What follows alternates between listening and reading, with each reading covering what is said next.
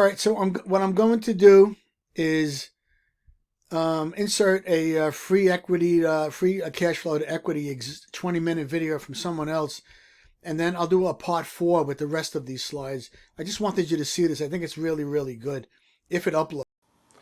This video is going to focus on equity valuation, and we're going to go through the free cash flow to equity model. Now, with this video, the template that I'm using has an example that we're going to walk through. If you want to print off the entire template or just the example, you can find the template available on Google Docs, and here's a quick, easy link to get there.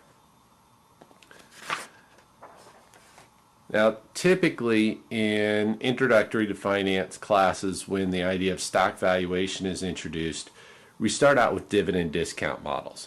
And the reason for that is discount dividend models are somewhat intuitive. Once you understand time value of money and you understand the idea of present value of cash flows, if you look at a stock, you receive dividends for holding stock, and so you just forecast what those dividends are going to be, discount them back to today at an appropriate risk-adjusted rate of return, and that tells you what the stock is worth. The problem with that is that there are several companies out there that do not pay dividends. For example, Apple right now is one of the most valuable companies in the world, and as of the time I'm recording this video, it's currently July 2011, Apple is not paying dividends to its shareholders. Does that mean it's not worth anything? No, Apple's a very valuable company. The stock is trading right now for about $360 a share. It's an extremely profitable company, but instead of distributing dividends to their shareholders, they're instead reinvesting that money back into the company. So how do we go ahead and figure out what the value is for companies that don't pay dividends? And the free cash flow model also can be helpful for companies that do pay dividends, but maybe they only pay out a small portion of their profits in the form of dividends because they're instead reinvesting a lot of that into the company. So specifically what we're going to use here is referred to as free cash flow to equity. FC, free cash, FE, flow to equity. So free cash flow to equity model. And the free cash flow for equity model starts out with net income. So how much money did the company make? However, depreciation and amortization are non-cash expenses. They lowered our net income, but we didn't pay anything for them. So we want to add that back in. However, then we want to take out capital expenditures. When we purchased property, plant, and equipment, that didn't directly lower our net income, but it was a cash outflow. Now, from an accounting perspective, depreciation is supposed to smooth out those capital expenditures, but from a finance perspective, we're more concerned about the timing.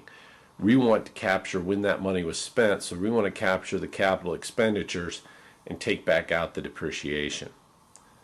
You also are going to look at issues related to increases in non-cash working capital. That NC there stands for non-cash. And here we're talking about things like inventory or accounts receivable, things like that. For example, let's say that at the start of the year, my company has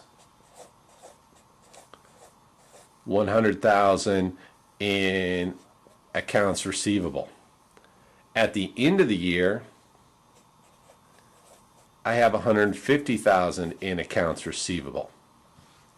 Now, when I sold my product, that went into the net income. But this increase in accounts receivable indicates that I have an extra $50,000 of uncollected revenues yet. So they haven't become cash flows. So if I increase my accounts receivable, then my net income is actually overstated a little bit. I have to subtract that back out. So if I increase my non-cash working capital, I need to lower my free cash flow to equities to reflect that. We can think of the same line of thinking with inventory. If instead of accounts receivable, this was inventory, the same idea would work. As my inventory increases, that's not affecting my cost of goods sold yet, but it has affected my cash flows. So we have accounts receivable, inventory, accounts payable.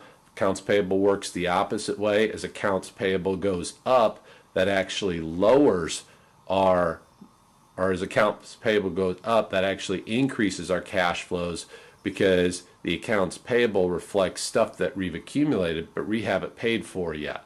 So we want to adjust all those non-cash working capital accounts and adjust to net income.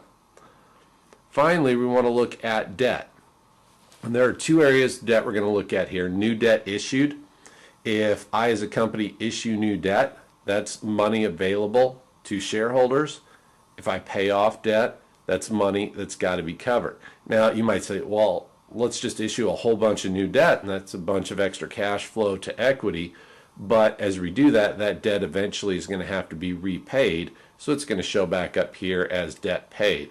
Also, we're going to be paying interest on that, so the interest is going to lower our net income, and later on we're also going to have to pay off that debt. So it's not just as simple as let's issue a whole bunch of new debt and that's going to make the firm more valuable, because any new debt issued that raises our free cash flow to equity this period is going to be offset by less net income over the future years and that debt repaid at maturity. Doesn't mean we shouldn't issue debt either, but it more is a matter of, can we use that debt productively? Debt is not a free source of adding to our free cash flows to equity. So let's go through an example.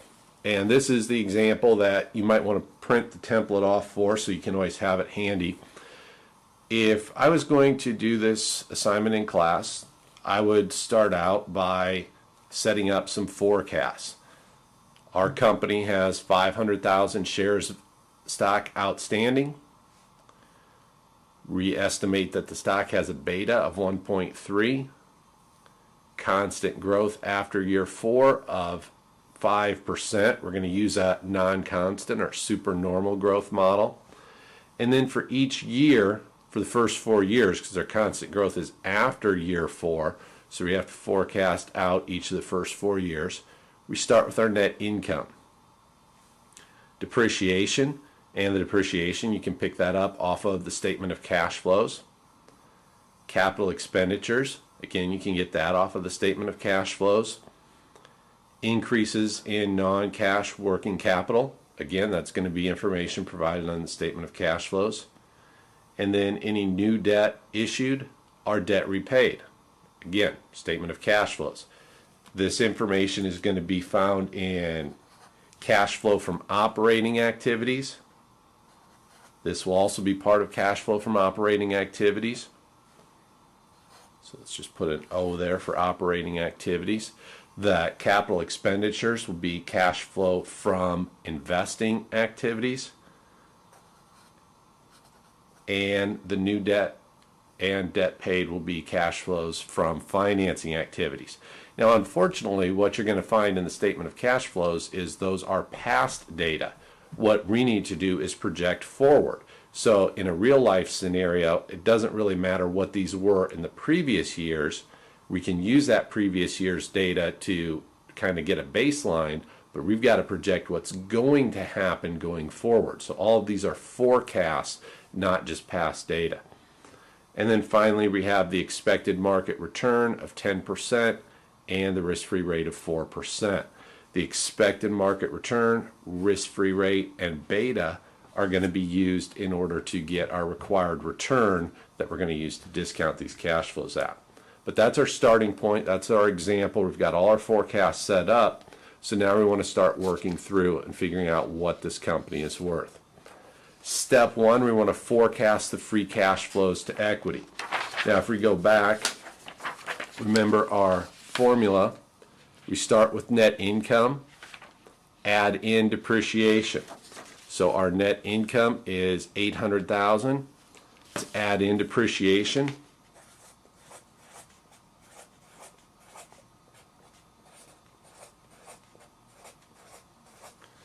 Depreciation is $200,000 in our example for year 1. And then we need to take out capital expenditures. Those are $300,000 in year 1. Next, we need to subtract increases in working capital. Now note, this is a decrease in working capital, or increase in or non-cash working capital is negative, so that means we actually lowered those amount. So we're going to subtract negative 50,000, and then we want to add in our new debt. Reissued 150,000 in new debt. Lastly, we paid off $100,000 in existing debt. So we've got to subtract that as a cash flow. I went ahead and did those for the first 4 years. You can see at the end of year 1, we've generated $800,000 in free cash flow that's available to our stockholders. In year 2, $875,000. Year 3, $830,000. And finally, in year 4, we have $915,000. And again, all the numbers came from this table. I'd encourage you, if you're watching this video, go ahead and pause it here. Try to go through and get all those calculations on your own. So make sure you can calculate the free cash flow to equity values for each year, and that you're coming up with the same things we've got here. Now, we forecasted the first 4 years, and then we said after that, we're just going to assume growth is constant at 5% a year. This idea here is that if you're looking at a company, you might have some predictability for the next couple of years. You can look at the economy, you can look at what the company is working on, how fast it's been growing in the last year or two, look at their competitive environment. You go through all those different types of issues in analyzing the company, fundamental analysis, and trying to get an understanding of what the company's competitive situation is, what the economic environment is, what the industry outlook is, and try to make some of these forecasts. And then once you've got those, you get out year 4, year 5, after a certain point in time, you're like, I can't predict what's going to happen much further. I mean, if you're looking at a company like Apple, you might be able to look at what they're working on and project the next few years. But what's Apple going to be working on 8 years from now or 9 years from now? Apple probably doesn't even know at this point. So if they don't know, how can you as an investor know what they're going to be working on? What's the economic outlook going to be 8 or 9 years from now? Who knows? So at this point, we project out as far as we reasonably can and then assume some constant growth rate after that. Typically, it's going to be low single digits growth rates that you're going to use in that constant growth area. But that's our 5%. So we forecast values for the first 4 years. Next, we want to determine the required return. Now, for the required return, we're going to use the security market line. There's some debate about how valid the security market line is, but for the sake of argument, let's just go ahead and use that as our required return. The information that was provided in our example, we had a risk-free rate of 4%. I like to use the 10-year Treasury note to approximate the risk-free rate. Some people prefer the Treasury bill rate. However, in my view, equities are a long-term investment, so a 10-year Treasury note also matches the time horizon better than a Treasury bill rate will.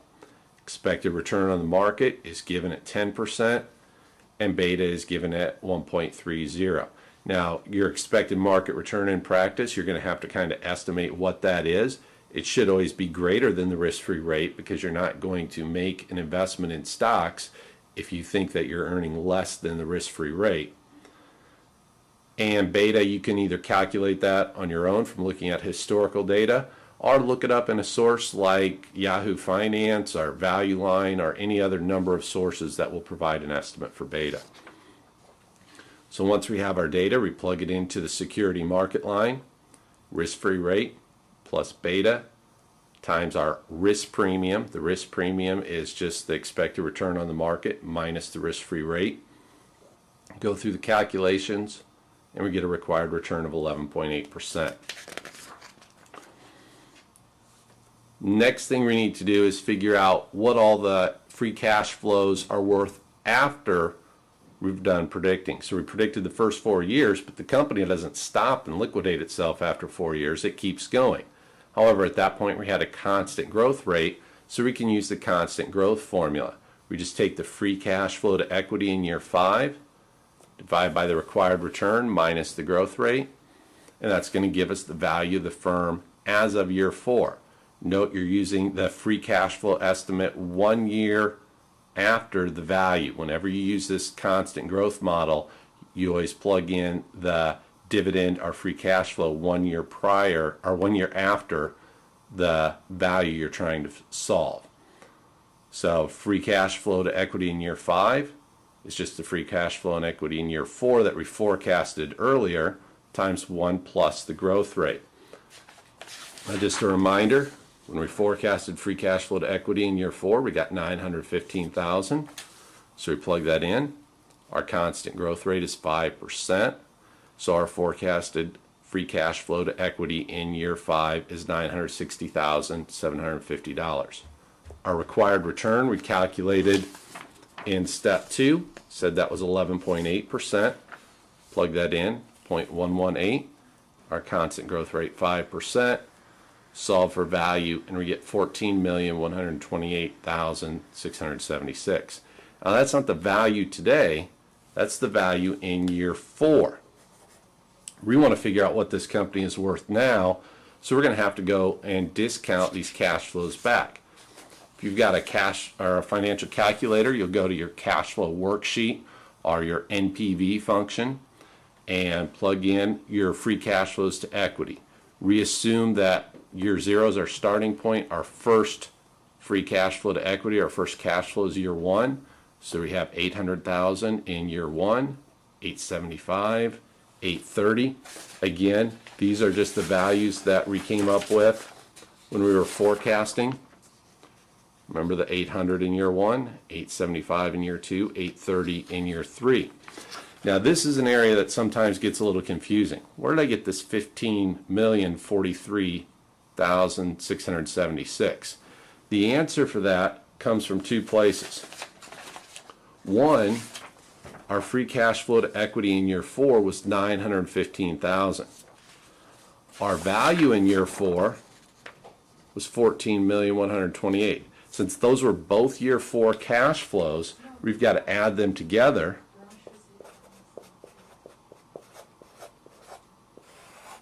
And that's going to give us that $15,043,000. So these are both of our year 4 cash flows, the year 4 cash flow, free cash flow to equity, and the value of all the other cash flows to equity discounted back to year 4.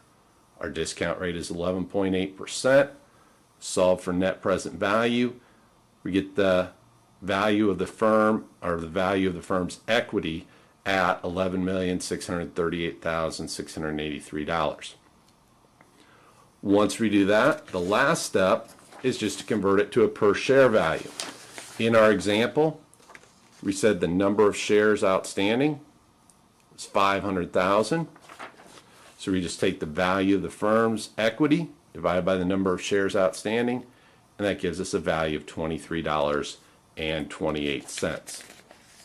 So that's all there is to calculating the value of the firm using the free cash flow to equity model. This model is very useful in a practical application because a lot of firms do not pay dividends and pay only a small portion of their profits in dividends. And essentially how we're looking at it is we're looking at it from the perspective of somebody that's not just buying a share, but remember, a large institutional investor could decide to buy the entire company. So if they buy the entire company, all the cash flows belong to them. So we're trying to value the company, not value really each share of stock. And when you value the company, you just divide by the number of shares. That's going to give you the value per share. So the free cash flow to equity model, I think, is a more valuable model than the dividend discount model. It works for more firms. And I'll try to put together a video or 2 videos coming up in the future where we walk through a situation and try to apply this in a real world scenario. I'll pick a company, pull up some financial data for that company, and we'll try to go through the valuation process. Hope this video has been helpful. Thank you.